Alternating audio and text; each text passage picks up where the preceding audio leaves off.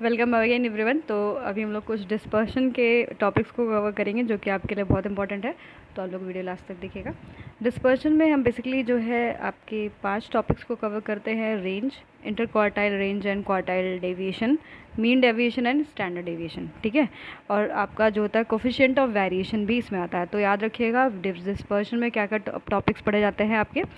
तो बेसिकली इसमें आता है आपका range, standard deviation, mean deviation and आपका inter quartile range and quartile deviation और कोफिशिएंट ऑफ वेरिएंस।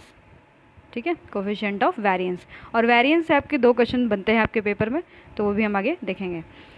ठीक है, तो फर्स्ट ऑफ ऑल अब हम लोग रेंज देखेंगे। तो रेंज जो होता है उसका फॉर्मूला होता है आपका L माइनस एस और अपॉन में L प्लस एस। ठीक है, वैसे बेसिकली ये रेंज का कोफिशिएंट है, पर जो आपका जो रेंज होता है उसका फार्मूला होता है आपका लोअर लिमिट माइनस क्या होता है एस। ठीक है, ये आपका रेंज का फार्मूला था। और यहाँ पर आपका जो बेसिकली यहाँ पर जो ये दिया हुआ है कोफिशिएंट दिया हुआ है, फार्मूला आप लोग याद रखिएगा। नेक्स्ट हमारा है इंटर क्वार्टाइल रेंज जो होता है ये इसका फार्मूला जो होता है Q3 माइनस Q1। ये बस फार्मूला है आपका इंटर क्वार्टाइल रेंज का। अब हम इसकी जो है डेविएशन की बात करेंगे। तो इंटर क्वार्टाइल डेविएशन जो आपने क्वार्टाइल रेंज पढ़ा Q3 minus Q1 divided by जो 2 होता है वो आपका होता है क्वार्टाइल डेविएशन। क्लियर।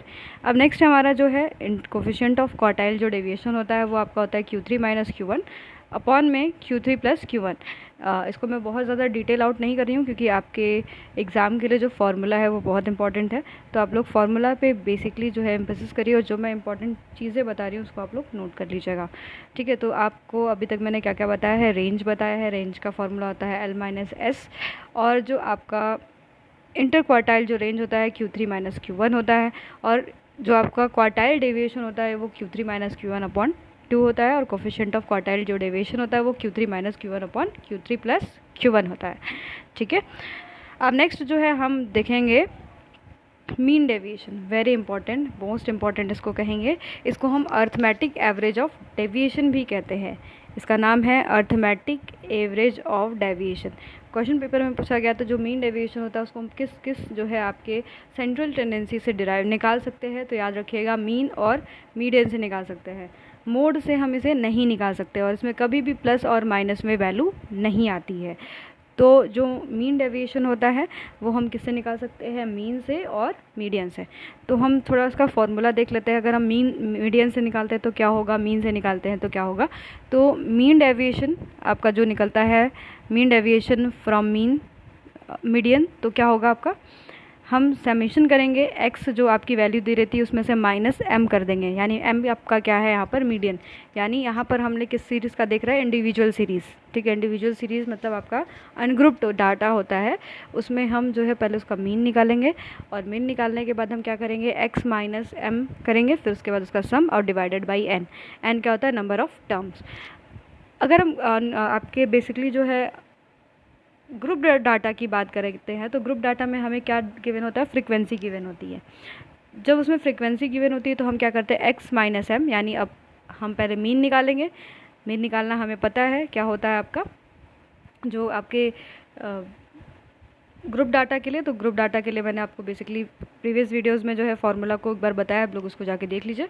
तो पहले हम मीन निकालेंगे, मीन निकालने के बाद हम x में से m को माइनस करेंगे, और उसके बाद फिर हम फ्रीक्वेंसी जो आपकी दी होती है उससे मल्टीप्लाई करके फिर सारे का सम करने के बाद है, और जो नंबर ऑफ़ टर्म्स होता है यानी आपका फ्रीक्वेंसी का जो सम होता है उसको n कहा जाता है, उससे हम डिवाइड कर देते हैं।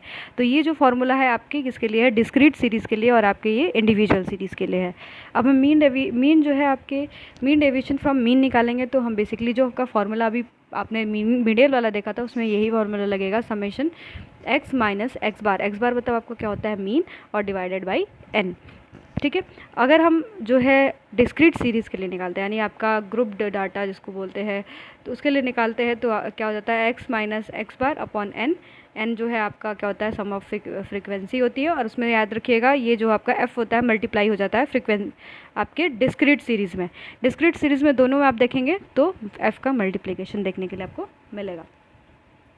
नेक्स्ट है हमारा स्टैंडर्ड डेविएशन। वेरी इंपॉर्टेंट, ये भी आपके क्वेश्चन पेपर में से भी क्वेश्चन आता है। तो याद रखिएगा जो स्टैंडर्ड डेविएशन है बेसिकली इसका जो फार्मूला गिवन दिया गया है वो कार्ल पियर्सन के द्वारा दिया गया है, फर्स्ट टाइम जो है दिया गया था, और सबसे ज़्यादा डिस्पर्शन में इसी का यूज़ होता है आपके स्टैंडर्ड डिवीएशन का, जिसको हम लोग सिग्मा से डिनोट करते हैं। ठीक है, तो इसको पहले बात आप लोग याद रखिएगा, कार्ल पियर्सन के द्वारा दिया गया है, और इसको हम लोग रूट मीन स्क्वायर डेविएशन भी कहते हैं। ठीक है, रूट होता है, फिर मीन होता है, फिर उसका स्क्वायर, और फिर डेविएशन। क्लियर। बेसिकली इसका फॉर्मूला देख लेते हैं। तो जो मीन का फॉर्मूला था वही रहेगा, बस हम इसमें क्या करेंगे, क्योंकि रूट है, फर्स्ट है रूट स्क्वायर डेविएशन। ठीक है, डेविएशन का हमने देखा था, मीन डेविएशन फ्रॉम मीन वही लगेगा, और इसमें बस क्या हो जाता है, आपका स्क्वायर हो जाता है। एक और फार्मूला होता है, इससे आपके क्वेश्चन पेपर में क्वेश्चन बनता है, तो आपका under root summation X square upon N, ये चीज़ याद रखिएगा।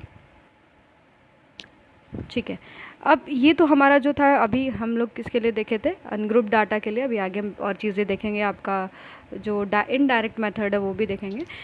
पर आप लोग बेसिकली पहले जान जाइए कि कोफिशिएंट ऑफ स्टैंडर्ड डेविएशन क्या होता है, तो सिग्मा अपॉन जो है मीन। ठीक है, सिग्मा अपॉन मीन, मीन को हम लोग किससे डिनोट करते हैं, एक्स बार से। वेरी इंपॉर्टेंट, इसको याद कर लीजिएगा, ये आपका आता है।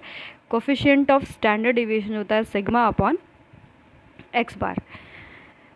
नेक्स्ट है हमारा शॉर्टकट मेथड, भी पूछा है आपके पेपर में। बेसिकली ये गिवन होता है और कभी कभी ये नहीं देता है, तो याद रखिएगा क्या होगा, समेशन डी स्क्वायर, यानी आपका यहाँ पर क्या है, ये डेविएशन निकालना पड़ता है।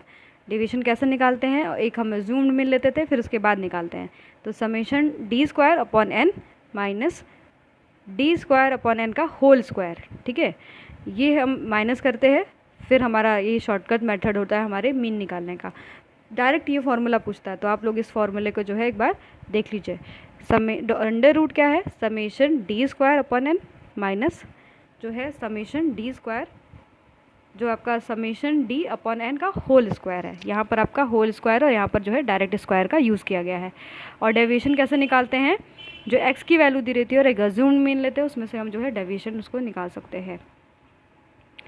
नेक्स्ट है हमारा डिस्क्रीट सीरीज़ के लिए कुछ नहीं करना है आपको, जो भी फार्मूला अभी मैंने दिया था उसमें f मल्टीप्लाई आप कर देंगे, तो वो आपका डिस्क्रीट सीरीज़ यानी आपके ग्रुप डाटा के लिए निकल जाएगा।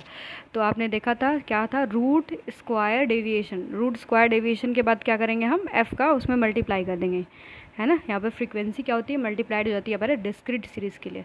और आपका जो दूसरा वाला फार्मूला था समेशन, जो है यहाँ पर समेशन लगेगा, summation f x square upon क्या है एन का रूट। ठीक है, और हम x की वैल्यू इस तरीके से निकालते हैं। क्लियर। अब ना लास्ट हमारा एक और फार्मूला दिया हुआ है, समेशन जो है सिग्मा इक्वल्स टू जो दिया हुआ है फ्रीक्वेंसी, क्योंकि ये इनडायरेक्ट मेथड के लिए, तो यहाँ पर भी जो आपने डिस्क्रीट सीरीज़ वाला देखा था वही रहेगा, बस यहाँ पर फ्रीक्वेंसी को क्या करेंगे, मल्टीप्लाई करेंगे। Summation F D square upon N minus summation F D upon N का होल स्क्वायर। ठीक है, ये आपका जो है फॉर्मूला है।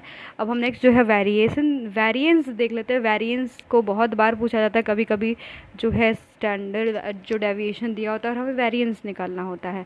तो स्टैंडर्ड डेविएशन और वेरिएंस के बीच में ये रिलेशनशिप है कि जो वेरिएंस निकलता है वो स्टैंडर्ड डेविएशन का क्या होता है, स्क्वायर होता है। मान लीजिए कि एस डी आपका दिया हुआ है 2, तो आप कैसे निकालोगे वेरिएंस, इसका स्क्वायर कर दोगे, आ जाएगा 4। ठीक है, ये आपका है वेरिएंस। नेक्स्ट है हमारा कोफिशिएंट ऑफ वेरिएशन, कुछ भी नहीं है, आपको स्टैंडर्ड डेविएशन का आपका कोफिशिएंट याद है, तो आप लोग वही करेंगे, बस इसमें नेक्स्ट है आपका 100 मल्टीप्लाई कर दोगे। क्लियर। यहाँ पर सिग्मा अपॉन क्या हो जाएगा, एक्स बार इंटू 100, ये आपका क्या होता है, कोफिशिएंट ऑफ वेरिएंस होता है। क्लियर। तो एक बार फटाक से क्विक रिवीजन कर लेते हैं सारे फार्मूलाज का।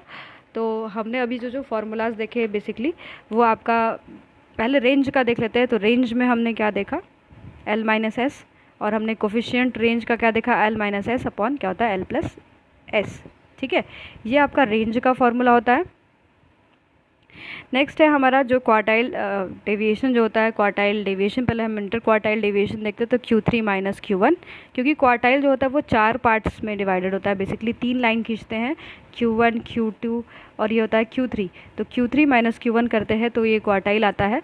तो अभी बेसिकली इतना ज़्यादा इसको डिस्कस नहीं करने वाले हैं, आपके जो इम्पोर्टेंट, क्योंकि आपके पास समय जो है कम है। नेक्स्ट हमारा जो है जो क्वार्टाइल डेविएशन है, क्वार्टाइल डेविएशन को लिखने के लिए हमें क्या पता होता है, Q3 माइनस Q1 अपॉन 2। ठीक है, और जो कोफिशिएंट हम देख रहे थे वो क्या था, Q3 माइनस Q1 अपॉन क्या होता है Q3 प्लस Q1। तो ये आपका क्या है, इंटर क्वार्टाइल रेंज, यहाँ पर quartile deviation and coefficient of quartile deviation. ठीक है, तो ये सब बेसिकली फार्मूलाज थे। आपको जितने मैंने फार्मूलाज बताया प्लीज़ आप जाके उसको एक बार फिर से रिवाइज कर लीजिएगा, इस वीडियो को फिर से देख लीजिएगा, और अभी आप लोग जुड़े रहिएगा क्योंकि अभी आपको लगातार जो है रिवीजन के वीडियोस मिलते रहेंगे। Thank you.